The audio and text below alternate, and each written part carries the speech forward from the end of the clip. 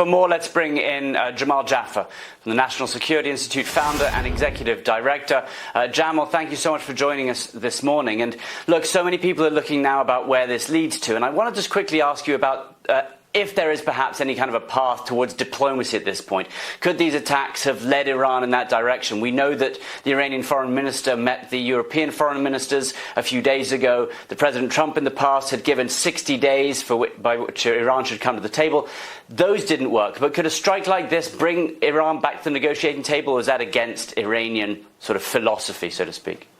Well, Benjamin, certainly that is the desire that President Trump has, as Kyron correctly pointed out. Whether actually the Iranian leadership actually decides to do that or not is unclear. They clearly are going to have to feel the need. They're going to feel the need to strike back and put pressure back on the United States and on Israel. But they have to also realize that President Trump means business. He's not like prior leaders where he's willing to take this on the chin repeatedly. And so if they do strike back, they're going to have to expect a response. They're going to have to estimate, do I really want to pick a fight with the United States? That's not a fight ultimately they can win in the long run. They understand that, and as a result, they probably do eventually come back to the negotiating table, whether that's now or after they try to respond. You know, they say certainly that's not a fight that they want right now, but might they be aware that perhaps the US and the administration might be afraid of some kind of escalation of that slippery slope that we talk about? And we know that the aim of this was just to hit those nuclear sites, to stop Iran's nuclear facilities. But what if, say, a US site was hit? How does the US respond? I mean, does it have to respond in a forceful way?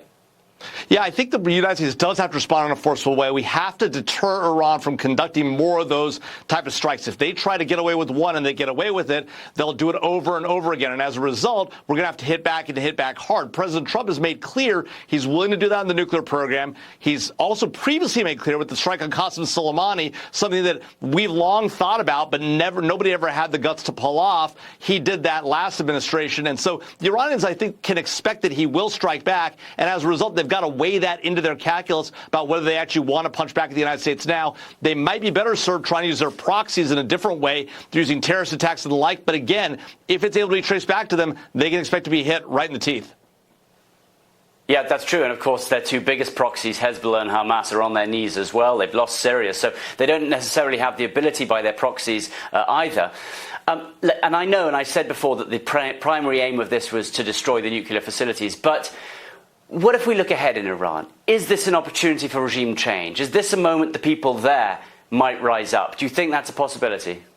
Well, look, it's certainly an opportunity for them to. In the past, when they've tried to rise up, they haven't gotten enough support from the United States, from our allies. When we saw the Green Revolution, other revolutions in Iran, there wasn't a real effort by the international community to step up and help them. We need to be able to do that now if, in fact, they choose to take that action against their own regime. The hard part here, of course, is the strength of control that the regime exerts in that country. They do rule with an iron fist, and as a result, the people are going to have to take a little bit on the chin in order to do this, but they should step up and seek to free themselves. You know, more than half the population in Iran is below the age of 30. And so there's a real opportunity here to get the young people in Iran to rise up and push this regime out.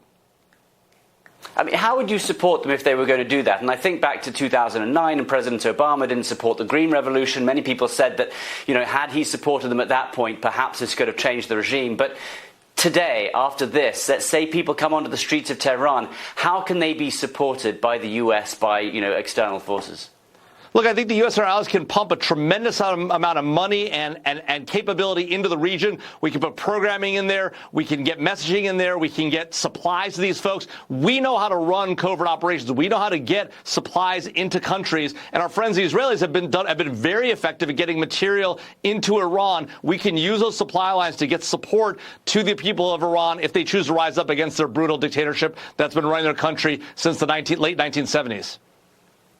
Yeah, and absolutely, it's been amazing to see how much the Israelis have managed to get inside Iran, setting up drone bases before they attacked, even going back many years when they went and destroyed the centrifuges using cyber attacks. So we know they are all over Iran. Mossad is there and presumably could act if people rose up. I want to ask you about the bigger geopolitical picture briefly.